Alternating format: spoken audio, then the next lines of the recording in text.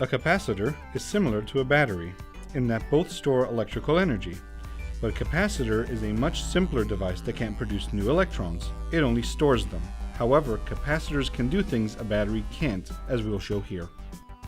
For the purposes of this animation, we'll focus on different parts of the current propagating through the wires at different times. When we close the switch, electricity immediately runs throughout the circuit.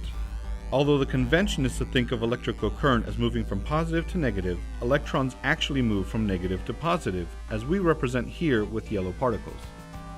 As you can see, the battery is not much good at powering this motor to lift this weight, because it discharges gradually, much more slowly than would a capacitor with the same charge.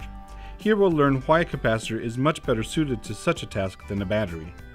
Like a battery, a capacitor has two terminals, positive and negative. Inside the capacitor, the terminals connect to two metal plates separated by an insulator that keeps the plates from touching each other and allows them to hold opposite charges, maintaining an electric field. Capacitors can be useful for storing and quickly discharging electricity, so you can power, for example, an electric motor as we'll show here. First we need to charge a capacitor. By closing the switch, we create a circuit that includes both the capacitor and the battery. Electrons flow from the battery to the capacitor, where they are stored. Here, a yellow glow represents the increasing charge held by the plate. For every electron gained by that negative plate, an electron is lost by the positive plate, maintaining the capacitor in equilibrium. Here, the red glow represents the positive charge held by the plate that increases with each parting electron. The capacitor continues to charge until it attains the voltage of the battery charging it. Now that the capacitor is fully charged, let's put all that stored energy to use. By connecting it to a new circuit, we can power a small motor.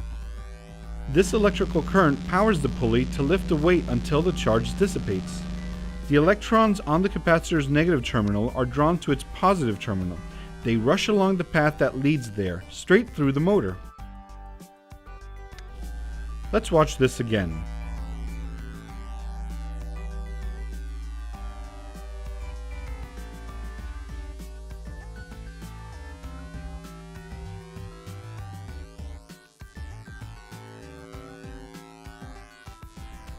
Even though the battery and the capacitor attempted this task with the same amount of charge, only the capacitor successfully powers the motor lifting the weight, because it discharges much more quickly.